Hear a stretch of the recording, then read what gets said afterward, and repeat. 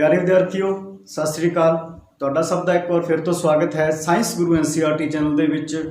बच्चों अज आपां 10वीं क्लास का 8वां चैप्टर जिहड़ा है जीव प्रजनन किवें करदे हन, हाउ डू ऑर्गेनिजम्स रिप्रोड्यूस, ये पढ़न जा रहे हैं। चैप्टर शुरू करने तो पहला मैं तुहानूं दस दियां कि जेकर हजे तक तुसीं साइंस गुरु NCERT चैनल नूं सबसक्राइब नहीं किया है तो उसनूं सबसक्राइब कर लो और बैल आइकन नूं जरूर प्रेस करना है। तो बच्चों जेकर गल करिए आपां कि जीव प्रजनन किवें करदे हन, प्रजनन की जरूरत क्यों पैंदी है। बच्चों आपां वेखदे हां कि बहुत सारी प्रक्रियावां जीवां दे विच हुंदी है, पोषण है, साह क्रिया है, मलत्याग प्रणाली है, गति है, बहुत सारी प्रक्रियावां हुंदियां हन। परंतु इन्हां दे नाल-नाल जीवां दे विच प्रजनन की प्रक्रिया भी हुंदी है, यानी कि जीव नूं प्रजनन की जरूरत क्यों पैंदी है।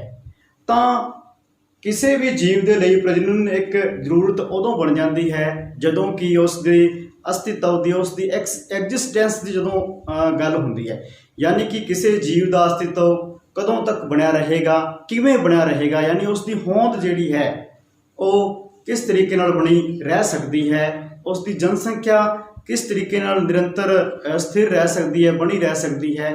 तां किसी भी जीव की जनसंख्या नूं, उसकी होंद नूं बनाई रखण वाली जिहड़ी प्रक्रिया है वो प्रजनन प्रक्रिया है। तो बच्चों प्रजनन प्रक्रिया दे विच की हुंदा है, प्रजनन प्रक्रिया दे विच जीव अपने वर्गे होर जीव जां संतान पैदा करता है। यानी कि प्रजनन की है, अपने वर्गे और जीव पैदा करन दी जिहड़ी प्रक्रिया है, करन दी प्रक्रिया नूं प्रजनन कहा जाता है। ते इस समर्था नूं प्रजनन समर्था कहा जाता है। ये हरेक जीव दे विच अलग अलग समय तक प्रजनन समर्था हुंदी है, उसके बारे आपां बाद विच गल करांगे कि प्रजनन के दौरान की हुंदा है। प्रजनन के दौरान एक जीव अपने वर्गी संतान पैदा करता है, अपनी हूबहू कॉपी जिहड़ी है वो तैयार करता है।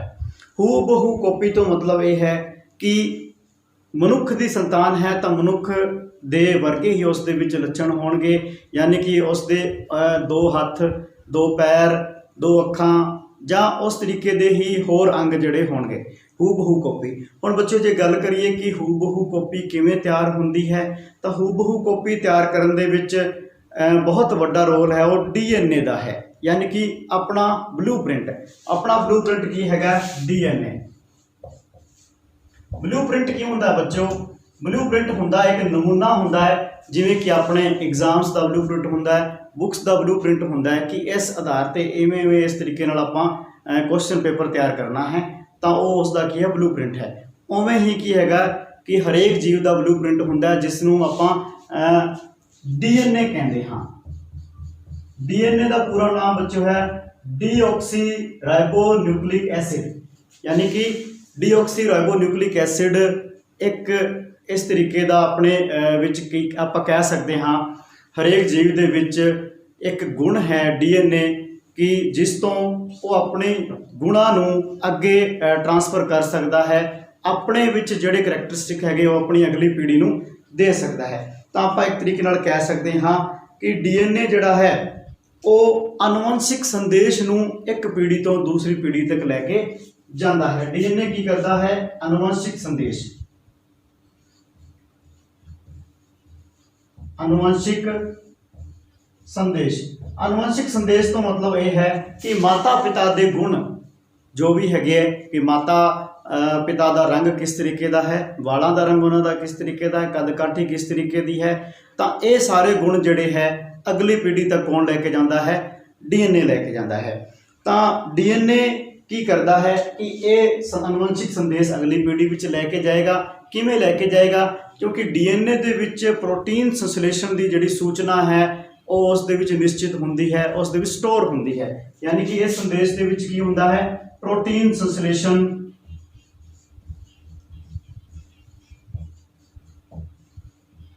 दी सूचना। बच्चों अपने ਤੁਸੀਂ ਵੇਖਦੇ ਹੋਵੋਗੇ ਕਿ ਤੁਹਾਡੇ ਬਹੁਤ ਸਾਰੇ ਕਰੈਕਟਰਿਸਟਿਕਸ ਜਿਹੜੇ ਹੈ ਤੁਹਾਡੇ ਮਾਤਾ ਪਿਤਾ ਦੇ ਨਾਲ ਮਿਲਦੇ ਹੈ। ਕਿਸੇ ਦੀ ਅੱਖਾਂ ਦਾ ਰੰਗ ਮਿਲਦਾ ਹੈ, ਵਾਲਾਂ ਦਾ ਰੰਗ ਮਿਲਦਾ ਹੈ, ਫੇਸ ਦੀ ਸਟਰਕਚਰ ਮਿਲਦੀ ਹੈ। ਆਮ ਤੌਰ ਤੇ ਜਿਹੜੇ ਕਈ ਵਾਰ ਹੁੰਦੇ ਆ ਟਵਿਨ ਬੱਚੇ ਜਿਹੜੇ ਪੈਦਾ ਹੁੰਦੇ, ਉਹਨਾਂ ਵਿੱਚ ਭੈਣ ਭਰਾ ਜੇ ਹੈ ਜਾਂ ਦੋਨੋਂ ਭਰਾ ਹੈ ਜਾਂ ਦੋਨੋਂ ਭੈਣਾਂ ਹੈ, ਤਾਂ ਉਹਨਾਂ ਦੇ ਬਹੁਤ ਸਾਰੇ ਕਰੈਕਟਰਿਸਟਿਕਸ ਜਿਹੜੇ ਹੈ ਬਿਲਕੁਲ ਸੇਮ ਹੁੰਦੇ ਹੈ ਤੇ ਆਪਾਂ ਨੂੰ ਪਛਾਣ ਕਰਨੀ ਬਹੁਤ ਵਾਰ ਤਾਂ ਮੁਸ਼ਕਿਲ ਹੋ ਜਾਂਦੀ ਹੈ ਕਿ ਕਿਸ ਦੀ ਪਛਾਣ ਕਿਹੜੀ ਹੈ, ਕੌਣ ਕਿਸ ਦਾ ਨਾਮ ਕੀ ਹੈਗਾ। ਤਾਂ ਉਹ ਕਿਉਂ ਹੁੰਦਾ ਹੈ ਬੱਚਿਓ? ਕਿਉਂਕਿ ਉਹਨਾਂ ਦੋਨਾਂ ਦੇ ਵਿੱਚ ਸੇਮ ਤਰੀਕੇ ਦੇ ਪ੍ਰੋਟੀਨ ਜਿਹੜੇ ਉਹ ਸੰਸ਼ਲੇਸ਼ਿਤ ਹੋਏ ਸੀ ਜਦੋਂ ਕਿ ਉਹਨਾਂ ਦਾ ਨਿਰਮਾਣ ਹੋ ਰਿਹਾ ਸੀ, ਯਾਨੀ ਉਸ ਬੱਚੇ ਦਾ ਨਿਰਮਾਣ ਹੋ ਰਿਹਾ ਸੀ। ਤਾਂ ਉਸ ਟਾਈਮ ਉਹਨਾਂ ਦੇ ਵਿੱਚ ਸੇਮ ਤਰੀਕੇ ਦੇ ਪ੍ਰੋਟੀਨ ਜਿਹੜੇ ਸੰਸ਼ਲੇਸ਼ਿਤ ਹੋਏ ਸੀ। ਹੁਣ ਪ੍ਰੋਟੀਨ ਵੱਖ-ਵੱਖ ਤਰੀਕੇ ਦੇ ਪ੍ਰੋਟੀਨ ਹੁੰਦੇ ਹਨ ਜਿਹੜੇ ਕਿ ਇਹ ਨਿਰਧਾਰਿਤ ਕਰਦੇ ਹੈ ਕਿ ਬੱਚੇ ਦਾ ਰੰਗ ਰੂਪ ਕਿਸ ਤਰੀਕੇ ਦਾ ਹੋਏਗਾ, ਉਸ ਦੀ ਅੱਖਾਂ ਦਾ ਰੰਗ ਕਿਸ ਤਰੀਕੇ ਦਾ ਹੋਏਗਾ, ਚਮੜੀ ਦਾ ਰੰਗ ਕਿਸ ਤਰੀਕੇ ਦਾ ਹੋਏਗਾ, ਉਸ ਦੀ ਫੇਸ ਦੀ ਸਟਰਕਚਰ ਕਿਸ ਤਰੀਕੇ ਦੀ ਹੋਏਗੀ, ਉਹਦੀ ਕੱਦ ਕਾਠੀ ਕਿਸ ਤਰੀਕੇ ਦੀ ਹੋਏਗੀ, ਉਸ ਦੇ ਵਾਲਾਂ ਦਾ ਰੰਗ ਕਿਸ ਤਰੀਕੇ ਦਾ ਹੋਏਗਾ। ਤਾਂ ਇਹ ਸਾਰੀ ਚੀਜ਼ਾਂ ਜਿਹੜੀ ਹੈ ਵੱਖ-ਵੱਖ ਤਰੀਕੇ ਦੇ ਪ੍ਰੋਟੀਨ ਇਸ ਦੇ ਲਈ ਰਿਸਪੌਂਸੀਬਲ ਹੁੰਦੇ ਹਨ। ਉਹ ਕੀ ਡਿਸਾਈਡ ਕਰਦੇ ਹੈ। ਤੇ ਇਹ ਪ੍ਰੋਟੀਨ ਦੀ ਸੂਚਨਾ ਕਿੱਥੋਂ ਆਉਂਦੀ ਹੈ? ਕੁਝ ਮਾਤਾ ਤੋਂ ਆਉਂਦੀ ਹੈ, ਕੁਝ ਪਿਤਾ ਤੋਂ ਆਉਂਦੀ ਹੈ। ਤਾਂ ਇਹਨਾਂ ਸੂਚਨਾਵਾਂ ਦੇ ਆਧਾਰ ਤੇ ਹੀ ਪ੍ਰੋਟੀਨ ਸੰਸ਼ਲੇਸ਼ਿਤ ਹੁੰਦੇ ਹਨ ਅਤੇ ਬੱਚੇ ਦੇ ਵਿੱਚ ਮਾਤਾ ਅਤੇ ਪਿਤਾ ਦੇ ਰਲਵੇਂ ਮਿਲਵੇਂ ਜਿਹੜੇ ਕਰੈਕਟਰਿਸਟਿਕ ਹੈ ਆਪਾਂ ਨੂੰ ਵੇਖਣ ਨੂੰ ਮਿਲਦੇ ਹਨ। ਤਾਂ ਆਪਾਂ ਕਹਿ ਸਕਦੇ ਹਾਂ ਕਿ ਪ੍ਰਜਨਨ ਦੀ ਪ੍ਰਕਿਰਿਆ ਦੇ ਦੌਰਾਨ DNA ਇੱਕ ਬਹੁਤ ਮਹੱਤਵਪੂਰਨ ਜਿਹੜਾ ਹੈ ਪੜਾਅ ਹੈ। DNA ਇੱਕ ਬਹੁਤ ਮਹੱਤਵਪੂਰਨ ਜਿਹੜੀ ਸੰਰਚਨਾ ਹੈ। ਤਾਂ ਸਭ ਤੋਂ ਪਹਿਲਾਂ ਕੰਮ ਜਿਹੜਾ ਹੈ ਪ੍ਰਜਨਨ ਦਾ ਮੁੱਖ ਪੜਾਅ ਦੇ ਤੌਰ ਤੇ DNA ਦੀ ਕਾਪੀ ਤਿਆਰ ਕਰਨਾ। DNA ਦੀ ਕਾਪੀ ਤਿਆਰ ਕਰਨ ਤੋਂ ਮਤਲਬ ਇਹ ਹੈ ਕਿ ਬੱਚੋ ਆਪਣੇ ਵਿੱਚ ਕਹਿ ਸਕਦੇ ਹਾਂ ਕਿ 46 ਗੁਣਸੂਤਰ ਹੈਗੇ ਆ। 23 ਜੋੜੇ ਜਿਹੜੇ ਹੈ ਗੁਣਸੂਤਰ ਹੈ ਆਪਣੇ ਵਿੱਚ। ਕਿੰਨੇ? 23 ਜੋੜੇ। 46 ਆਪਣੇ ਵਿੱਚ ਗੁਣਸੂਤਰ ਹੈ ਜਿਹੜੇ ਕਿ ਆਪਣੇ ਗੁਣਾਂ ਨੂੰ ਪ੍ਰਦਰਸ਼ਿਤ ਕਰਦੇ ਹਨ। ਤੇ ਜੇਕਰ ਇਹਨਾਂ ਗੁਣਸੂਤਰਾਂ ਨੂੰ ਆਪਾਂ ਇਹਨਾਂ ਦੇ ਵਿੱਚੋਂ ਆਪਾਂ ਕਹਿ ਸਕਦੇ ਹਾਂ ਕਿ ਅਗਲੀ ਪੀੜ੍ਹੀ ਦੇ ਵਿੱਚ ਆਪਾਂ ਜੇ ਗੁਣ ਦਿੰਦੇ ਹਾਂ ਤਾਂ ਪਹਿਲਾਂ ਕੀ ਹੋਏਗਾ ਕਿ ਆਪਣੇ DNA ਦੀ ਇੱਕ ਕਾਪੀ ਤਿਆਰ ਹੋਏਗੀ। ਉਹ ਕਾਪੀ ਅਗਲੀ ਪੀੜ੍ਹੀ ਦੇ ਵਿੱਚ ਜਾਏਗੀ। ਐਂ ਨਹੀਂ ਹੈਗਾ ਕਿ ਇਹ ਜਿਹੜੇ ਗੁਣਸੂਤਰ ਹੈ ਇਹ ਅਗਲੀ ਪੀੜ੍ਹੀ ਦੇ ਵਿੱਚ ਚਲੇ ਜਾਣਗੇ ਤੇ ਆਪਣੇ ਕੋਲ ਗੁਣਸੂਤਰਾਂ ਦੀ ਸੰਖਿਆ 0 ਹੋ ਜਾਏਗੀ, ਜਾਂ 46 ਦੇ ਵਿੱਚੋਂ ਮੰਨ ਲਓ 23 ਚਲੇ ਗਏ ਤਾਂ ਆਪਣੇ ਕੋਲ 23 ਗੁਣਸੂਤਰ ਹੈਗੇ। ਇਸ ਤਰੀਕੇ ਦਾ ਨਹੀਂ ਹੁੰਦਾ ਹੈ। ਪਹਿਲਾਂ ਕੀ ਹੁੰਦਾ? DNA ਦਾ ਰੈਪਲੀਕੇਸ਼ਨ ਹੁੰਦਾ ਹੈ। DNA ਰੈਪਲੀਕੇਸ਼ਨ ਤੋਂ ਮਤਲਬ ਹੈ ਕਿ DNA ਦੀ ਇੱਕ ਜ਼ੀਰੋਕਸ ਕਾਪੀ, ਫੋਟੋਕਾਪੀ ਤਿਆਰ ਕੀਤੀ ਜਾਂਦੀ ਹੈ। ਮੰਨ ਲਓ ਇਹ DNA ਦੀ ਸਟਰਕਚਰ ਇੱਕ ਡਬਲ ਹੈਲੀਕਲ ਸਟਰਕਚਰ ਹੁੰਦੀ ਹੈ ਬੱਚੋ। ਆਪਾਂ ਇੱਥੇ ਮੈਂ ਇਹਨੂੰ ਜਨਰਲ ਸਟਰਕਚਰ ਇੱਥੇ ਡਰਾ ਕਰ ਦੇਣਾ ਤੁਹਾਡੇ ਲਈ।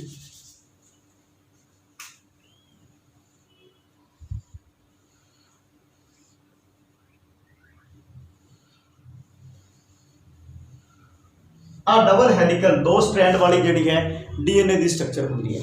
ਤਾਂ ਇਸ ਦੇ ਦੋਨੋਂ ਸਟ੍ਰੈਂਡ ਦੇ ਨਾਲ ਨਾਲ ਕੀ ਹੁੰਦਾ ਹੈ? ਇਸ ਸਟ੍ਰੈਂਡ ਦੇ ਨਾਲ ਇੱਥੇ ਇੱਕ ਕਾਪੀ ਤਿਆਰ ਹੋਏਗੀ ਇਸ ਤਰੀਕੇ ਦੀ, ਤੇ ਇਸ ਸਟ੍ਰੈਂਡ ਦੇ ਨਾਲ ਵੀ ਇੱਕ ਕਾਪੀ ਤਿਆਰ ਹੋਏਗੀ ਇਸ ਤਰੀਕੇ ਦੀ। ਇਹ ਜਿਹੜੀ ਨਵੀਂ ਤਿਆਰ ਹੋਈ ਕਾਪੀ ਹੈ, ਇਹ ਕਾਪੀ ਆਪਣੇ ਪ੍ਰਜਨਨ ਪ੍ਰਕਿਰਿਆ ਦੇ ਵਿੱਚ ਭਾਗ ਲੈਣ ਵਾਲੇ ਸੈੱਲ ਹੈ ਉਹਨਾਂ ਦੇ ਵਿੱਚ ਸਟੋਰ ਹੁੰਦੀ ਹੈ, ਜਿਨ੍ਹਾਂ ਨੂੰ ਆਪਾਂ ਯੁਗਮਕ ਕਹਿੰਦੇ ਹਾਂ, ਗੈਮੀਟਸ ਕਹਿੰਦੇ ਹਾਂ। ਉਹਨਾਂ ਦੇ ਵਿੱਚ ਇਹ ਸੂਚਨਾ ਜਿਹੜੀ ਹੈ ਸਟੋਰ ਹੁੰਦੀ ਹੈ। ਤੇ ਜਦੋਂ ਨਿਸ਼ੇਚਨ ਹੁੰਦਾ ਹੈ, ਮਾਤਾ ਅਤੇ ਪਿਤਾ ਦੋਨਾਂ ਦੇ ਯੁਗਮਕਾਂ ਦਾ ਇੱਥੇ ਸੰਯੋਗ ਹੁੰਦਾ ਹੈ, ਤਾਂ ਉਦੋਂ ਕੀ ਹੁੰਦਾ ਹੈ ਕਿ ਇਹ ਸੂਚਨਾਵਾਂ ਇੱਕ ਦੂਸਰੇ ਨਾਲ ਸੰਯੋਜਿਤ ਹੁੰਦੀਆਂ ਹਨ ਅਤੇ ਇੱਕ ਰਲੀ ਮਿਲੀ ਹੋਈ ਆਪਾਂ ਕਹਿ ਸਕਦੇ ਹਾਂ ਕਿ ਦੋਨੋਂ ਮਾਤਾ ਅਤੇ ਪਿਤਾ ਦੋਨੋਂ ਦੇ ਸਾਂਝੇ ਗੁਣਾਂ ਵਾਲੀ ਸੰਤਾਨ ਜਿਹੜੀ ਉਹ ਪੈਦਾ ਹੁੰਦੀ ਹੈ। ਤਾਂ ਇਸ ਦਾ ਇੱਕ ਬਹੁਤ ਆਪਾਂ ਕਹਿ ਸਕਦੇ ਹਾਂ। ਹੁਣ ਇੱਥੇ ਇੱਕ ਗੱਲ ਆਈ ਕਿ ਦੋਨੋਂ ਮਾਤਾ ਅਤੇ ਪਿਤਾ ਦੋਨਾਂ ਦੇ ਸਾਂਝੇ ਗੁਣਾਂ ਵਾਲੀ ਸੰਤਾਨ ਪੈਦਾ ਹੁੰਦੀ ਹੈ। ਜੇਕਰ ਇੱਕ ਹੀ ਜੀਵ ਤੋਂ ਆਪਾਂ ਕਹਿ ਸਕਦੇ ਹਾਂ ਕਿ ਨਵਾਂ ਜੀਵ ਬਣ ਰਿਹਾ ਹੈ ਤਾਂ ਉਸ ਦੇ ਵਿੱਚ ਭਿੰਨਤਾ ਆਉਣ ਦੀ ਸੰਭਾਵਨਾ ਬਹੁਤ ਘੱਟ ਹੁੰਦੀ ਹੈ। ਪਰੰਤੂ ਜੇਕਰ 2 DNA ਆਪਸ ਦੇ ਵਿੱਚ ਮਿਲ ਰਹੇ ਨੇ, 2 DNA ਦੀ ਕਾਪੀਆਂ ਆਪਸ ਦੇ ਵਿੱਚ ਮਿਲ ਕੇ ਇੱਕ ਨਵੀਂ ਸੰਤਾਨ ਬਣਾ ਰਹੀ ਹੈ, ਤਾਂ ਉੱਥੇ ਭਿੰਨਤਾਵਾਂ ਵੀ ਪੈਦਾ ਹੁੰਦੀਆਂ ਹਨ। ਤੇ ਭਿੰਨਤਾਵਾਂ ਦੇ ਸਿੱਟੇ ਵਜੋਂ ਕੀ ਹੁੰਦਾ ਹੈ ਕਿ ਨਵੀਂ ਜਾਤੀ ਦਾ ਉਦਭਵ ਹੁੰਦਾ ਹੈ, ਨਵੀਂ ਜਾਤੀ ਬਣਦੀ ਹੈ। ਤੇ ਯਾਨੀ ਕਿ ਜਿਸ ਤੋਂ ਜੇ ਵਿਕਾਸ ਦੀ ਪ੍ਰਕਿਰਿਆ ਜਿਹੜੀ ਹੈ ਅੱਗੇ ਵੱਧਦੀ ਹੈ। ਹੁਣ ਬੱਚੋ ਪਹਿਲਾਂ ਆਪਾਂ ਜੇ ਗੱਲ ਕਰੀਏ ਕਿ ਆਪਣਾ ਵਿਕਾਸ ਜਿਹੜਾ ਹੈ, ਮਨੁੱਖ ਦਾ ਵਿਕਾਸ ਜਿਹੜਾ ਹੈ, ਆਪਾਂ ਕਹਿ ਸਕਦੇ ਹਾਂ ਕਿ ਹੋਮੋ ਸੈਪੀਅੰਸ ਪ੍ਰਜਾਤੀ ਤੋਂ ਹੋਇਆ ਹੈ, ਯਾਨੀ ਕਿ ਆਪਾਂ ਕਹਿ ਸਕਦੇ ਹਾਂ ਕਿ ਬੰਦਰ ਵਰਗੀ ਜਿਹੜੀ ਸੰਰਚਨਾਵਾਂ ਹੈ, ਠੀਕ ਹੈ, ਉਹ ਆਪਣੇ ਦੇ ਵਿੱਚ ਪਾਈ ਜਾਂਦੀ ਹੈ। ਹੋ ਸਕਦਾ ਹੈ ਕਿ ਕਈ ਵਾਰ ਇਸੇ ਕਾਰਨ ਹੀ ਕਈ ਬੱਚਿਆਂ ਦੇ ਵਿੱਚ ਛੋਟੀ ਪੂਛ ਵਰਗੀ ਸੰਰਚਨਾ ਜਿਹੜੀ ਹੈ ਜਨਮ ਦੇ ਟਾਈਮ ਵੇਖਣ ਨੂੰ ਮਿਲਦੀ ਹੈ। ਤੇ ਇਸੇ ਤਰੀਕੇ ਨਾਲ ਹੀ ਜਿਹੜੀ ਹੈ ਅੱਜ ਦੀ ਜਿਹੜੀ ਕੁੱਤਾ ਪ੍ਰਜਾਤੀ ਹੈ, ਡੌਗ ਪ੍ਰਜਾਤੀ ਜਿਹੜੀ ਹੈ, ਉਹ ਜੰਗਲੀ ਭੇੜੀਏ ਜਿਹੜੇ ਹੈ ਉਹਨਾਂ ਤੋਂ ਅਲੱਗ ਹੋ ਕੇ ਬਣੀ ਹੈ। ਯਾਨੀ ਹੌਲੀ ਹੌਲੀ ਜਿਹੜੀ ਹੈ ਭਿੰਨਤਾ ਪੈਦਾ ਹੁੰਦੀ ਗਈ ਤੇ ਇੱਕ ਨਵੀਂ ਪ੍ਰਜਾਤੀ ਬਣਦੀ ਜਾਂਦੀ ਹੈ। ਤਾਂ ਬੱਚਿਓ, ਭਿੰਨਤਾ ਆਪਾਂ ਕਹਿ ਸਕਦੇ ਹਾਂ ਕਿ ਲਿੰਗੀ ਪ੍ਰਜਨਨ ਦੇ ਦੌਰਾਨ ਜਦੋਂ ਦੋ ਕਾਪੀ DNA ਦੀ ਆਪਸ ਦੇ ਵਿੱਚ ਸੰਯੋਜਿਤ ਹੁੰਦੀ ਹੈ ਤਾਂ ਕੁਝ ਭਿੰਨਤਾਵਾਂ ਵੀ ਪੈਦਾ ਹੁੰਦੀ ਹੈ ਸੰਤਾਨ ਦੇ ਵਿੱਚ। ਜੇਕਰ ਭਿੰਨਤਾਵਾਂ ਬਹੁਤ ਜ਼ਿਆਦਾ ਹੋਵੇ ਤਾਂ ਉਹ ਬੱਚਾ ਸਰਵਾਈਵ ਨਹੀਂ ਕਰਦਾ ਹੈ, ਉਹ ਵਾਤਾਵਰਣ ਦੇ ਵਿੱਚ ਸਰਵਾਈਵ ਨਹੀਂ ਕਰਦਾ ਹੈ, ਕਿਉਂਕਿ ਬਹੁਤ ਜ਼ਿਆਦਾ ਭਿੰਨਤਾਵਾਂ ਦੇ ਕਾਰਨ ਉਹ ਅਨੁਕੂਲਤਾ ਪ੍ਰਦਰਸ਼ਿਤ ਨਹੀਂ ਕਰ ਸਕਦਾ। ਪਰ ਥੋੜ੍ਹੀ ਥੋੜ੍ਹੀ ਮਤਲਬ ਆਪਾਂ ਕਹਿ ਸਕਦੇ ਹਾਂ ਕਿ ਸਟੈਪ ਵਾਈਜ਼ ਇੱਕ ਪੀੜ੍ਹੀ ਦੇ ਵਿੱਚ ਥੋੜ੍ਹੀ ਜਿਹੀ ਭਿੰਨਤਾ ਪੈਦਾ ਹੋਈ, ਅਗਲੀ ਪੀੜ੍ਹੀ 'ਚ ਥੋੜ੍ਹੀ ਜ਼ਿਆਦਾ, ਨੈਕਸਟ ਪੀੜ੍ਹੀ ਦੇ ਵਿੱਚ ਥੋੜ੍ਹੀ ਹੋਰ ਭਿੰਨਤਾ ਪੈਦਾ ਹੁੰਦੀ ਹੈ। ਤਾਂ ਕੀ ਹੁੰਦਾ ਹੈ ਕਿ ਉਸ ਦੇ 5-6 ਪੀੜ੍ਹੀ ਪਿੱਛੇ, 7 ਪੀੜ੍ਹੀ ਪਿੱਛੇ ਦੇ ਜਿਹੜੇ ਜੀਵ ਹੁੰਦੇ ਹੈ, ਪੂਰਵਜ ਹੁੰਦੇ ਹੈ, ਉਹਨਾਂ ਤੋਂ ਨਵੀਨ ਜਿਹੜੀ ਪੀੜ੍ਹੀ ਹੁੰਦੀ ਹੈ ਉਸ ਦੇ ਵਿੱਚ ਕੁਛ ਨਾ ਕੁਛ ਭਿੰਨਤਾ ਆ ਜਾਂਦੀ ਹੈ ਤੇ ਉਹ ਜੀਵ ਸਰਵਾਈਵ ਵੀ ਕਰ ਜਾਂਦੇ ਹਨ। ਤਾਂ ਆਪਾਂ ਗੱਲ ਕਰੀਏ ਕਿ ਪ੍ਰਜਨਨ ਦਾ ਮਹੱਤਵ ਕੀ ਹੈਗਾ। ਪ੍ਰਜਨਨ ਦਾ ਮਹੱਤਵ ਹੈ ਕਿ ਜੀਵ ਜਿਹੜੀ ਹੈ ਆਪਣੀ ਜਨਸੰਖਿਆ ਨੂੰ ਇਸੇ ਪ੍ਰਕਿਰਿਆ ਦੇ ਕਾਰਨ ਹੀ ਸਥਿਰ ਬਣਾ ਕੇ ਰੱਖਣ ਵਿੱਚ ਸਮਰਥ ਹੁੰਦਾ ਹੈ। ਕਈ ਵਾਰ ਹੁੰਦਾ ਹੈ ਕਿ ਆਵਾਸ ਜਿਹੜੇ ਹੈ ਜੀਵਾਂ ਦੇ, ਉਹਨਾਂ ਦੇ ਵਿੱਚ ਪ੍ਰਤੀਕੂਲ ਪਰਿਸਥਿਤੀਆਂ ਪੈਦਾ ਹੋ ਜਾਂਦੀ ਹੈ ਤੇ ਪ੍ਰਤੀਕੂਲ ਪਰਿਸਥਿਤੀਆਂ ਦੇ ਕਾਰਨ ਜੀਵਾਂ ਦੀ ਸੰਖਿਆ ਜਿਹੜੀ ਹੈ ਉਹ ਪ੍ਰਭਾਵਿਤ ਹੁੰਦੀ ਹੈ। ਜਿਵੇਂ ਸਪੋਜ਼ ਕਰੋ ਕਿ ਆਪਾਂ ਵੇਖਦੇ ਹਾਂ ਕਿ ਡਾਇਨਾਸੌਰ ਧਰਤੀ ਤੋਂ ਖਤਮ ਹੋ ਗਏ। ਡਾਇਨਾਸੌਰ ਧਰਤੀ ਤੋਂ ਖਤਮ ਕਿਉਂ ਹੋ ਗਏ ਬੱਚੋ? ਕਿਉਂਕਿ ਉਹਨਾਂ ਦੀ ਆਪਾਂ ਕਹਿ ਸਕਦੇ ਹਾਂ ਕਿ ਜਿਸ ਵਾਤਾਵਰਣ ਦੇ ਵਿੱਚ ਉਹ ਰਹਿ ਰਹੇ ਸੀ, ਉਸ ਵਾਤਾਵਰਣ ਦੇ ਵਿੱਚ ਪ੍ਰਤੀਕੂਲ ਪਰਿਸਥਿਤੀਆਂ ਪੈਦਾ ਹੋ ਗਈ ਤੇ ਉਹ ਉਸ ਪਰਿਸਥਿਤੀਆਂ ਦੇ ਅਨੁਕੂਲ ਨਹੀਂ ਹੋ ਸਕੇ। ਉਸ ਕਾਰਨ ਡਾਇਨਾਸੌਰ ਜਿਹੜੇ ਹੈ ਅੱਜ ਲੁਪਤ ਹੋ ਗਏ ਹਨ। ਇਸੇ ਤਰੀਕੇ ਨਾਲ ਆਪਾਂ ਕਹਿ ਸਕਦੇ ਹਾਂ, ਹੁਣ ਬੱਚੋ ਕਿਸੇ ਜੀਵ ਦੀ ਜਿੰਨੀ ਮ੍ਰਿਤੂ ਦਰ ਜ਼ਿਆਦਾ ਹੋਏਗੀ, ਯਾਨੀ ਡੈਥ ਰੇਟ ਜਿੰਨੀ ਜ਼ਿਆਦਾ ਹੋਏਗੀ, ਉਨੀ ਉਹਦੀ ਸੰਖਿਆ ਵੀ ਜ਼ਿਆਦਾ ਹੁੰਦੀ ਹੈ। ਹੁਣ ਤੁਸੀਂ ਵੇਖੋ ਮੱਖੀਆਂ ਅਤੇ ਮੱਛਰ ਜਾਂ ਚੀਂਟੀਆਂ ਵਗੈਰਾ ਹੈ। ਹੁਣ ਇੱਕ ਛੋਟੀ ਜਿਹੀ ਚੀਂਟੀ ਹੈ, ਮੰਨ ਲਓ ਤੁਸੀਂ ਤੁਰਦੇ ਜਾ ਰਹੇ ਹੋ, ਪੈਰ ਦੇ ਥੱਲੇ ਆ ਕੇ ਚੀਂਟੀ ਡੈਥ ਹੋ ਗਈ, ਚੀਂਟੀ ਮਰ ਗਈ, ਪਰੰਤੂ ਤੁਸੀਂ ਵੇਖੋ ਕਿ ਉਹਨਾਂ ਦੀ ਸੰਖਿਆ ਫਿਰ ਵੀ ਉਨੀ ਬਣੀ ਹੋਈ ਹੈ। ਕਿਉਂ? ਕਿਉਂਕਿ ਉਹਨਾਂ ਦੀ ਪ੍ਰਜਨਨ ਦੀ ਜਿਹੜੀ ਦਰ ਹੈ ਉਹ ਬਹੁਤ ਜ਼ਿਆਦਾ ਹੈ। ਪ੍ਰਜਨਨ ਦਰ ਜ਼ਿਆਦਾ ਕਿਉਂ ਹੈ? ਕਿਉਂਕਿ ਡੈਥ ਰੇਟ ਜ਼ਿਆਦਾ ਹੈ। ਹੁਣ ਮੱਛਰ ਹੈ, ਕੋਈ ਥੋੜੀ ਜਿਹੀ ਤੇਜ਼ ਹਵਾ ਚੱਲਦੀ ਹੈ, ਹਨੇਰੀ ਚੱਲਦੀ ਹੈ, ਜਾਂ ਵਾਤਾਵਰਣ ਦੇ ਵਿੱਚ ਗਰਮੀ ਯਾਨੀ ਲੂ ਦਾ ਮੌਸਮ ਜਦੋਂ ਹੁੰਦਾ ਆਪਾਂ ਬੋਲਦੇ ਹਾਂ, ਤਾਂ ਉਸ ਟਾਈਮ ਕੀ ਹੁੰਦਾ ਹੈ ਕਿ ਮੱਛਰ ਮਰ ਜਾਂਦੇ ਹੈ। ਪਰੰਤੂ ਫਿਰ ਮੱਛਰ ਪੈਦਾ ਹੁੰਦੇ ਆ, ਬਹੁਤ ਜ਼ਿਆਦਾ ਪੈਦਾ ਹੋ ਜਾਂਦੇ ਆ, ਉਨੀ ਸੰਖਿਆ ਉਹਨਾਂ ਦੀ ਮੇਨਟੇਨ ਰਹਿੰਦੀ ਹੈ। ਕਿਉਂ ਮੇਨਟੇਨ ਰਹਿੰਦੀ ਹੈ? ਕਿਉਂਕਿ ਉਹਨਾਂ ਦੇ ਵਿੱਚ ਪ੍ਰਜਨਨ ਦਰ ਜ਼ਿਆਦਾ ਹੈ। ਤਾਂ ਆਪਣੀ ਸੰਖਿਆ ਨੂੰ ਬਣਾਈ ਰੱਖਣ ਦੇ ਲਈ, ਆਪਣੀ ਜਨਸੰਖਿਆ ਨੂੰ ਬਣਾਈ ਰੱਖਣ ਦੇ ਲਈ ਲਗਾਤਾਰ ਪ੍ਰਜਨਨ ਕਰਦੇ ਹਨ। ਤੇ ਬੱਚੋ, ਜੇਕਰ ਗੱਲ ਕਰੀਏ ਪ੍ਰਜਨਨ ਦੀ, ਤਾਂ ਪ੍ਰਜਨਨ ਦੀ ਦੋ ਤਰੀਕੇ ਦੇ ਪ੍ਰਜਨਨ ਦੀ ਵਿਧੀਆਂ ਆਪਣੇ ਕੋਲ ਹੈਗੀਆਂ ਨੇ। ਪਹਿਲੀ ਹੈ ਆਪਾਂ ਕਹਿ ਸਕਦੇ ਹਾਂ ਅਲਿੰਗੀ ਪ੍ਰਜਨਨ ਤੇ ਦੂਸਰੀ ਹੈ ਲਿੰਗੀ ਪ੍ਰਜਨਨ। ਤਾਂ ਪਹਿਲਾ ਹੈ ਅਲਿੰਗੀ ਪ੍ਰਜਨਨ। ਅਲਿੰਗੀ ਪ੍ਰਜਨਨ, ਜਿਸ ਨੂੰ ਆਪਾਂ ਏਸੈਕਸੁਅਲ ਰਿਪਰੋਡਕਸ਼ਨ ਵੀ ਕਹਿੰਦੇ ਹਾਂ। ਏਸੈਕਸੁਅਲ ਰਿਪਰੋਡਕਸ਼ਨ। ਏਸੈਕਸੁਅਲ ਰਿਪਰੋਡਕਸ਼ਨ ਦੇ ਵਿੱਚ ਬੱਚੋ ਕੀ ਹੁੰਦਾ ਹੈ, ਇੱਕ ਹੀ ਜੀਵ ਯਾਨੀ ਇਕੱਲਾ ਜੀਵ ਜਿਹੜਾ ਹੈ ਭਾਗ ਲੈਂਦਾ ਹੈ। ਇਹ ਧਿਆਨ ਵਿੱਚ ਰੱਖਣੀ ਗੱਲ, ਸਿੰਗਲ ਆਰਗੇਨਿਜ਼ਮ, ਸਿੰਗਲ ਆਰਗੇਨਿਜ਼ਮ, ਜਾਂ ਆਪਾਂ ਕਹਿ ਸਕਦੇ ਹਾਂ ਇਕੱਲਾ ਜੀਵ ਜਿਹੜਾ ਹੈ ਉਹ ਭਾਗ ਲੈਂਦਾ ਹੈ। ਯਾਨੀ ਕਿ ਇਸ ਦੇ ਵਿੱਚ ਕਿਸੇ ਵੀ ਤਰੀਕੇ ਦੀ ਲਿੰਗੀ ਪ੍ਰਕਿਰਿਆ ਦੀ ਜ਼ਰੂਰਤ ਨਹੀਂ ਹੁੰਦੀ। ਜੀਵ ਦੇ ਭਾਗ ਤੋਂ ਹੀ ਨਵਾਂ ਜੀਵ, ਨਵੀਂ ਸੰਤਾਨ ਜਿਹੜੀ ਆ ਪੈਦਾ ਹੁੰਦੀ ਹੈ। ਤਾਂ ਇਸ ਨੂੰ ਆਪਾਂ ਕਹਿ ਸਕਦੇ ਹਾਂ ਕਿ ਅਲਿੰਗੀ ਪ੍ਰਜਨਨ ਜਾਂ ਏਸੈਕਸੁਅਲ ਰਿਪਰੋਡਕਸ਼ਨ ਕਿਹਾ ਜਾਂਦਾ ਹੈ। ਤਾਂ ਇਸ ਪ੍ਰਜਨਨ ਦੀ ਜਿਹੜੀ ਹੈ ਮੁੱਖ ਵਿਧੀਆਂ ਹੈ ਉਹ ਆਪਾਂ ਡਿਸਕਸ ਕਰਾਂਗੇ। ਸਭ ਤੋਂ ਪਹਿਲਾਂ ਜਿਹੜੀ ਵਿਧੀ ਹੈ ਉਹ ਹੈ ਆਪਾਂ ਕਹਿ ਸਕਦੇ ਹਾਂ ਕਿ ਇਸ ਵਿਧੀ ਦੇ ਵਿੱਚ ਹੁੰਦਾ ਕੀ ਹੈਗਾ। ਆਪਾਂ ਇਸ ਦੇ ਉਦਾਹਰਨ ਦੇ ਤੌਰ ਤੇ ਆਪਾਂ ਇੱਕ ਸਿੰਪਲ ਜਿਹਾ ਉਦਾਹਰਨ ਲੈ ਲੈਂਦੇ ਹਾਂ ਕਿ ਸਪੋਜ਼ ਕਰੋ ਥੋੜੀ ਜਿਹੀ ਤੁਹਾਡੇ ਕੋਲ ਖੰਡ ਹੈ। ਇਸ ਖੰਡ ਦਾ ਕੀ ਕਰਨਾ ਹੈ, ਪਾਣੀ ਦੇ ਵਿੱਚ ਥੋੜਾ ਜਿਹਾ ਘੋਲ ਤਿਆਰ ਕਰਨਾ ਹੈ ਅਤੇ ਇਸ ਦੇ ਵਿੱਚ मान लो 1 ग्राम थोड़ा जिहा ईस्ट पाउडर पाउणा है। की पाउणा है? ईस्ट, जिसनों आपां खमीर भी कहते हैं। ये पाने तो बाद तुसीं वेखोगे कि इस दे विच खमीर जिहड़ा है अपने आप वाधा करन लगदा है। इस तरीके नाल ही की हैगा उल्ली लग जाती है अचार नूं उल्ली लग जाती है।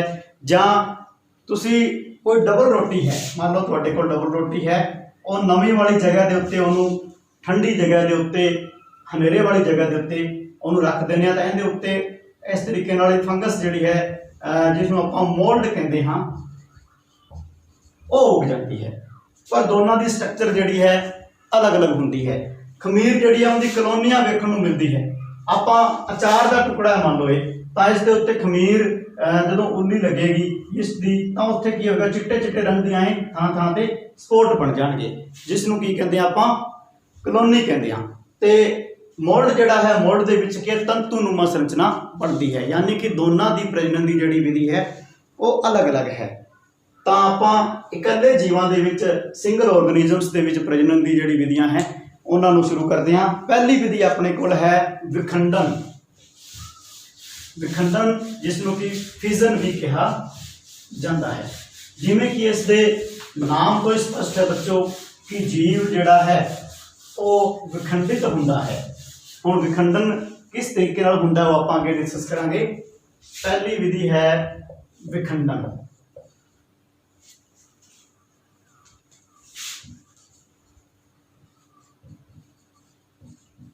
जिसनों फिजन भी कहा जाता है। तो विखंडन दे विच बच्चों की हुंदा है कि एक सैली जिहड़े जीव है उन्हां दे विच आम तौर पर पाई जाती है। इन्हां दे विच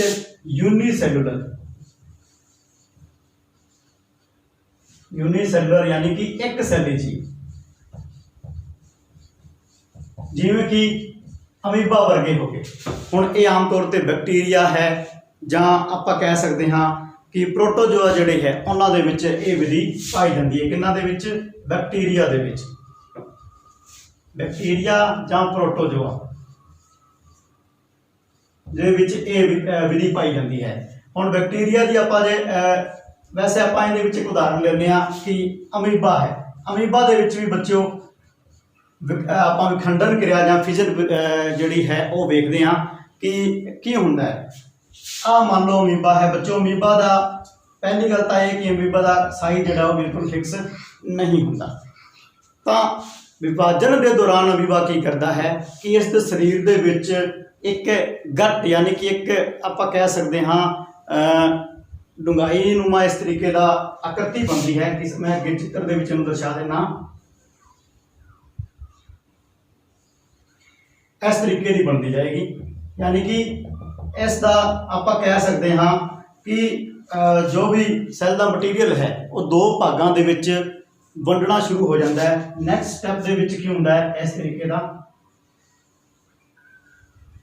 ये जिहड़ा आप कह सकते हाँ गट जिहड़ी है ये अगे बढ़ती जाती है। ते अगली स्टैप के विच एक तो दो जिहड़े अमीबा है वो तैयार हो जाते हैं, यानी कि एक संख्या तो उसकी संख्या कितनी होगी? 2 होगी। तो यह विधि विखंडन कहलाती है। इस तरीके नाल ही बच्चों की होंदा है कि मलेरिया का जिहड़ा परजीवी है जिसनों आप प्लाज्मोडियम कहते हैं। प्लाज इत्थे तक की हैगा कि एक सैल तो तुसीं कह सकते हो 2 सैल बने हैगे पर एक टाइम दे विच। पर प्लाज्मोडियम दे विच की है एको समय काफ़ी सारे सैल जिहड़े है वो बनते हैगे। प्लाज्मोडियम की आप गल करिए तो उस दे विच एक इस तरीके की संरचना बनती है जिहड़ी कि बाहरों बिल्कुल। हुण प्लाज्मोडियम बच्चों की है मलेरिया रोग का आप कह सकते हैं रोग कारक है प्लाज्मोडियम वाइवेक्स आम तौर पर, जिस दे कारण मनुख दे विच मलेरिया रोग पैदा होता है जो कि मादा एनाफिलिस मच्छर की लार दे विच पाया जाता है। तो इस तरीके नाल तुसीं कह सकते हो इक्को समय बहुत बार जिहड़ा है विभाजन होंदा जिसनों आपां तुसीं कह सकते हो कि बहुखंडन तुसीं कह सकते हो, यानी कि मल्टीपल फिजन होंदा है तो बहुत सारे जिहड़े है संतान सैल इस तरीके नाल बन जाते हैं। तो ये हरेक संतान सैल जिहड़ा है अलग होकर एक नवा प्लाज्मोडियम ਬਣਾ ਲੈਂਦੇ ਹਨ। ਇਸ ਤੋਂ ਬਾਅਦ ਬੱਚੋ ਆਪਾਂ ਇਸ ਦੀ ਸੈਕੰਡ ਜਿਹੜੀ ਹੈ ਇਹ ਸੈਕਸੁਅਲ ਰਿਪਰੋਡਕਸ਼ਨ यानी अलिंगी प्रजनन ਦੀ ਦੂਸਰੀ ਵਿਧੀ ਦੇ ਬਾਰੇ ਗੱਲ ਕਰਦੇ। ਬੱਚੋ ਦੂਸਰੀ ਵਿਧੀ ਜਿਹੜੀ ਹੈ ਉਹ ਹੈ ਖੰਡ ਕਰਨਾ ਜਾਂ ਫ੍ਰੈਗਮੈਂਟੇਸ਼ਨ। ਜਿਵੇਂ ਕਿ ਪਹਿਲੀ ਵਿਧੀ ਜਿਹੜੀ ਸੀਗੀ ਵਿਖੰਡਨ, ਉਸ ਦੇ ਵਿੱਚ ਇੱਕ ਸੈਲੀ ਜੀਵ ਜਿਹੜੇ ਹੈ ਉਹ ਭਾਗ ਲੈਂਦੇ, ਇੱਕ ਸੈਲੀ ਜੀਵਾਂ ਦੇ ਵਿੱਚ ਉਹ ਵਿਧੀ ਆਪਾਂ ਨੂੰ ਪ੍ਰਜਨਨ ਦੀ ਵੇਖਣ ਨੂੰ ਮਿਲਦੀ ਹੈ। ਪਰੰਤੂ ਖੰਡ ਕਰਨਾ ਜਾਂ ਫ੍ਰੈਗਮੈਂਟੇਸ਼ਨ ਦੇ ਵਿੱਚ ਬਹੁਸੈਲੀ ਜਿਹੜੇ ਸਰਲ ਜੀਵ ਹੈਗੇ, ਸਰਲ ਜੀਵ ਬਹੁਸੈਲੀ ਜੀਵਾਂ ਦੇ ਵਿੱਚ ਇਹ ਵਿਧੀ ਆਪਾਂ ਨੂੰ ਵੇਖਣ ਨੂੰ ਮਿਲਦੀ ਹੈ। ਜੇ ਆਪਾਂ ਇਹਦਾ ਉਦਾਹਰਨ ਲਈਏ ਤਾਂ ਸਪਾਇਰੋਗਾਇਰਾ ਹੈ। ਸਪਾਇਰੋਗਾਇਰਾ ਇਹ ਆਮ ਤੌਰ ਤੇ ਆਪਾਂ ਨੂੰ ਛੱਪੜ ਦੇ ਪਾਣੀ ਵਗੈਰਾ ਦੇ ਵਿੱਚ ਸਪਾਇਰੋਗਾਇਰਾ ਮਿਲ ਜਾਂਦਾ ਹੈ। ਇਸ ਦੇ ਵਿੱਚ ਕੀ ਹੁੰਦਾ ਹੈ ਕਿ ਇਸ ਦਾ ਸਰੀਰ ਇੱਕ ਖੰਡਿਤ ਰੂਪ ਵਿੱਚ ਹੁੰਦਾ ਹੈ ਇਸ ਤਰੀਕੇ ਨਾਲ, ਯਾਨੀ ਕਿ ਬਹੁਤ ਸਾਰੇ ਇਸ ਦੇ ਵਿੱਚ ਮੰਨ ਲਓ ਇਸ ਦਾ ਫਿਲਾਮੈਂਟ ਹੈ ਤਾਂ ਇਸ ਦੇ ਵਿੱਚ ਆਪਾਂ ਨੂੰ ਅਲੱਗ-ਅਲੱਗ ਇਸ ਤਰੀਕੇ ਦੇ ਖੰਡ ਮਿਲਣਗੇ। ਜਿਵੇਂ ਕਿ ਕੀ ਹੈਗਾ ਸੀ ਕਿ ਆਪਾਂ ਪਹਿਲੀ ਵਿਧੀ ਪੜ੍ਹੀ ਹੈ ਵਿਖੰਡਨ, ਉਸ ਦੇ ਵਿੱਚ ਕੀ ਹੈਗਾ ਸੀ ਕਿ ਕੁਝ ਜੀਵ ਜਿਹੜੇ ਸੀ ਕਿਸੇ ਵੀ ਤਲ ਤੋਂ ਵਿਭਾਜਿਤ ਹੋ ਸਕਦੇ ਸੀ, ਉਹਨਾਂ ਦੇ ਵਿੱਚ ਕਿਸੇ ਤਲ ਦਾ ਕੋਈ ਵਿਸ਼ੇਸ਼ ਪ੍ਰਭਾਵ ਨਹੀਂ ਪੈਂਦਾ ਕਿ ਤਾਂ ਉਸੇ ਤਰੀਕੇ ਨਾਲ ਆਪਾਂ ਕਹਿ ਸਕਦੇ ਹਾਂ। ਪਰੰਤੂ ਖੰਡ ਕਰਨਾ ਜਿਹੜਾ ਹੈ ਇਸ ਦੇ ਵਿੱਚ ਇੱਕ ਤਾਂ ਇਹ ਗੱਲ ਹੈਗੀ ਹੈ ਕਿ ਸਾਰੇ ਜਿਹੜੇ ਖੰਡ ਹੈਗੇ ਉਹ ਪ੍ਰਜਨਨ ਦੀ ਪ੍ਰਕਿਰਿਆ ਦੇ ਵਿੱਚ ਭਾਗ ਨਹੀਂ ਲੈਂਦੇ। ਵਿਸ਼ੇਸ਼ ਕੁਝ ਖੰਡ ਹੈਗੇ ਆ ਜਿਹੜੇ ਪ੍ਰਜਨਨ ਦੀ ਪ੍ਰਕਿਰਿਆ ਦੇ ਵਿੱਚ ਭਾਗ ਲੈਂਦੇ ਹਨ। ਉੱਥੋਂ ਉਸ ਵਿਸ਼ੇਸ਼ ਖੰਡ ਤੋਂ ਕੀ ਹੈਗਾ ਕਿ ਜੀਵ ਜਿਹੜਾ ਅਲੱਗ ਹੋ ਕੇ ਨਵੀਂ ਜੀਵ ਦੇ ਵਿੱਚ ਆਪਾਂ ਕਹਿ ਸਕਦੇ ਹਾਂ ਕਿ ਨਵਾਂ ਜੀਵ ਜਿਹੜਾ ਹੈ, ਮੰਨ ਲਓ ਸਪੋਜ਼ ਕਰੋ 1 2 3 ਆ 3 ਨੰਬਰ ਵਾਲਾ ਜਿਹੜਾ ਖੰਡ ਹੈ ਇਹਨੇ ਪ੍ਰਜਨਨ ਦੇ ਵਿੱਚ ਭਾਗ ਲੈਣਾ ਹੈ ਤਾਂ ਇਹ 3 ਨੰਬਰ ਵਾਲਾ ਖੰਡ ਜਿਹੜਾ ਇੱਥੋਂ ਇਹ ਜੀਵ ਅਲੱਗ ਹੋ ਜਾਏਗਾ। ਉੱਪਰ ਵਾਲਾ ਫਿਲਾਮੈਂਟ ਹੈ ਇੱਕ ਨਵਾਂ ਸਪਾਇਰੋਗਾਇਰਾ ਬਣਾ ਲੇਗਾ, ਥੱਲੇ ਵਾਲਾ ਫਿਲਾਮੈਂਟ ਇੱਕ ਨਵਾਂ ਸਪਾਇਰੋਗਾਇਰਾ ਜਿਹੜਾ ਹੈ ਉਹ ਬਣਾ ਲੇਗਾ। ਤਾਂ ਇਸ ਦੇ ਵਿੱਚ ਹਰੇਕ ਜਿਹੜੇ ਸੈੱਲ ਹੈ, ਹਰੇਕ ਖੰਡ ਜਿਹੜੇ ਹੈ ਉਹ ਪ੍ਰਜਨਨ ਦੇ ਵਿੱਚ ਭਾਗ ਨਹੀਂ ਲੈਂਦੇ। ਤਾਂ ਇਹ ਤਾਂ ਸੀ ਬੱਚੋ ਖੰਡ ਕਰਨਾ। ਤੀਸਰੀ ਜਿਹੜੀ ਇਸ ਦੇ ਵਿੱਚ ਵਿਧੀ ਹੈਗੀ ਹੈ ਅਲਿੰਗੀ ਪ੍ਰਜਨਨ ਦੀ, ਉਹ ਵਿਧੀ ਹੈ ਬੱਚੋ ਪੁਨਰ ਜਨਨ यानी कि रीजनरेशन। पुनर जनन जिमें कि इस दे नाम तो ही स्पष्ट है कि दोबारा जीव का निर्माण होना, पुनर्जनन पुनर या रीजनरेशन। ਹੁਣ ਰੀਜਨਰੇਸ਼ਨ ਦੇ ਵਿੱਚ ਕੀ ਹੁੰਦਾ ਬੱਚੋ, ਇਹ ਆਪਾਂ ਜੇ ਇਸ ਦਾ ਉਦਾਹਰਨ ਲਈਏ ਜਿਵੇਂ ਕਿ ਪਲੇਨੇਰੀਆ ਹੈ, ਇਹ ਉਹਨਾਂ ਜੀਵਾਂ ਦੇ ਵਿੱਚ ਇਹ ਵਿਧੀ ਪਾਈ ਜਾਂਦੀ ਹੈ ਜਿਨ੍ਹਾਂ ਦੇ ਵਿੱਚ ਸਰੀਰ ਪੂਰਾ ਡਿਫਰੈਂਸ਼ੀਏਟਡ ਹੁੰਦਾ ਹੈ। ਹੁਣ ਜੇ ਆਪਾਂ ਗੱਲ ਕਰੀਏ ਕਿ ਆਪਣਾ ਸਰੀਰ ਡਿਫਰੈਂਸ਼ੀਏਟਡ ਹੈਗਾ, ਸਿਰ ਧੜ ਅਤੇ ਪੈਰ, ਆਪਣਾ ਸਰੀਰ ਜਿਹੜਾ ਹੈ ਡਿਫਰੈਂਸ਼ੀਏਟਡ ਹੈ। ਕਈ ਜੀਵਾਂ ਦੇ ਵਿੱਚ ਪੂੰਛ ਵੀ ਪਾਈ ਜਾਂਦੀ ਹੈ ਤਾਂ ਉਹ ਸਰੀਰ ਪੂੰਛ ਦੇ ਵਿੱਚ ਵੀ ਵਿਭੇਦਿਤ ਹੁੰਦਾ ਹੈ। ਤਾਂ ਇਹਨਾਂ ਜਿਨ੍ਹਾਂ ਜੀਵਾਂ ਦੇ ਵਿੱਚ ਇਹ ਮਤਲਬ ਹੁੰਦੇ ਤਾਂ ਇਹ ਵੀ ਸਰਲ ਜੀਵ ਹਨ ਤੇ ਇਹਨਾਂ ਦੇ ਵਿੱਚ ਕੀ ਹੁੰਦਾ ਹੈ, ਸਰੀਰ 3 ਭਾਗਾਂ 4 ਭਾਗਾਂ यानी कि ਪੂਰਨ ਤੌਰ ਤੇ ਡਿਫਰੈਂਸ਼ੀਏਟਡ ਹੁੰਦਾ ਹੈ ਸਿਰ ਧੜ ਅਤੇ ਪੂੰਛ ਦੇ ਵਿੱਚ। ਤਾਂ ਉਹਨਾਂ ਜੀਵਾਂ ਦੇ ਵਿੱਚ ਰੀਜਨਰੇਸ਼ਨ ਦਾ ਪ੍ਰੋਸੈਸ ਪਾਇਆ ਜਾਂਦਾ ਹੈ। ਐਗਜ਼ਾਮਪਲ ਦੇ ਤੌਰ ਤੇ ਆਪਾਂ ਲੈ ਲਈਏ ਪਲੇਨੇਰੀਆ यानी कि ਪਲੇਨੇਰੀਆ ਦੇ ਵਿੱਚ ਕੀ ਹੁੰਦਾ ਹੈ ਕਿ ਆਹ ਮੰਨ ਲਓ ਪਲੇਨੇਰੀਆ ਦਾ ਮੈਂ ਇੱਕ ਸਿੰਪਲ ਸਟਰਕਚਰ ਬਣਾਉਣਾ।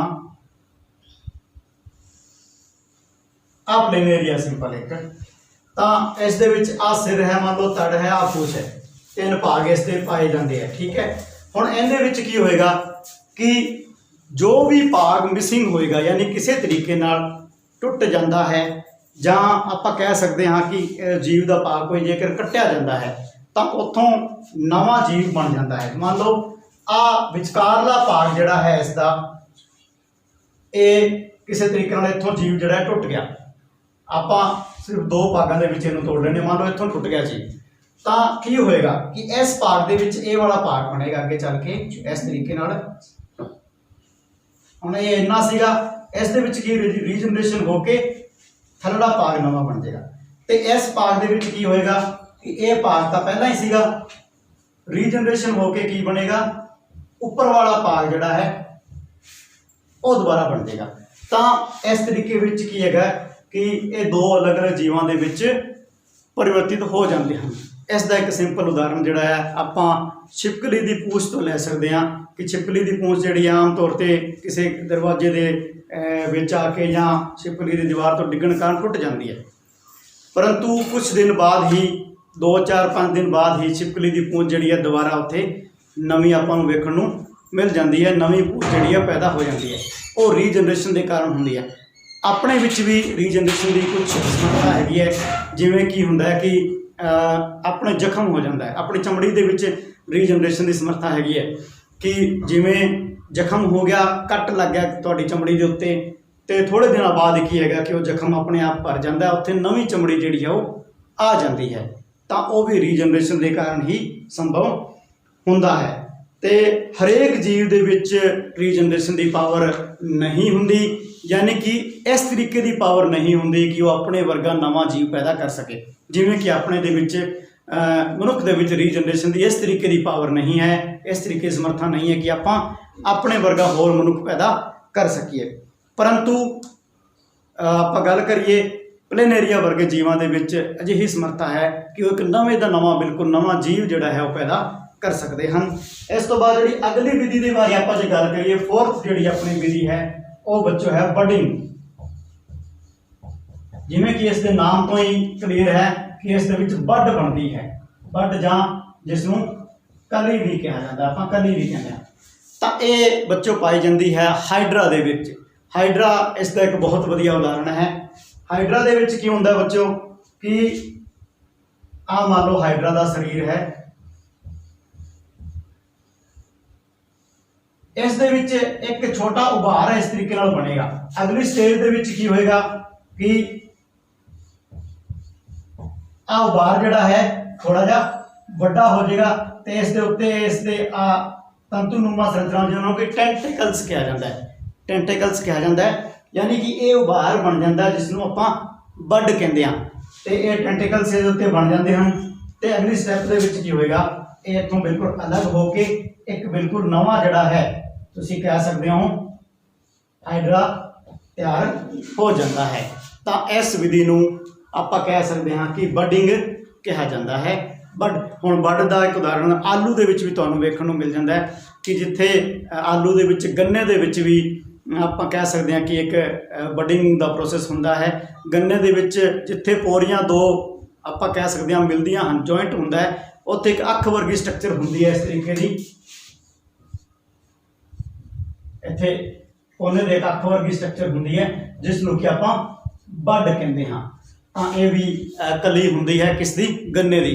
तो इस कली तो ही की है कि हुण जदों आपां गन्ने का नवा पौधा तैयार करना है तो सिर्फ जेकर तुसीं इन्ना भाग मिट्टी विच दबा दिंदे हो तो भी नवा गन्ने का पौधा जिहड़ा तैयार हो जाता है। आलू का तुसीं वेख लो कि आ मान लो आलू है, आलू दे विच मान लो 2-3 बड है, मान लो आ 3 बड है, तो जेकर आपां अलग कट के इस तरीके आलू के 1-2-3 भाग करके भी जे उन्होंने मिट्टी च दबा देंगे तो हरेक भाग तो एक नवा पौधा तैयार हो जाएगा। तो ये भी पौधों के बडिंग की प्रक्रिया हैगी है।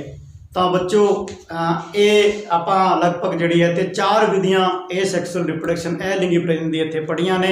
उम्मीद करता हाँ कि ये तुहानूं चंगी तरीके नाल समझ आ गई होएगी। तो क्योंकि इस प्रोसैस काफ़ी लंबा है, इस लिंगी प्रजनन की कुछ विधियां होर बाकी है, वो आपां अगली वीडियो दे विच डिस्कस करांगे। जेकर हजे तक तुसीं साइंस गुरु NCERT चैनल को सबसक्राइब नहीं किया है तो उन्होंने तुरंत सबसक्राइब कर लो, तो बैल आइकन को जरूर प्रेस करना है ताकि इस चैप्टर तो रिलेटेड होर जिहड़ी अपडेट्स है तुहाडे तक पहुँचती रहन। धन्यवाद।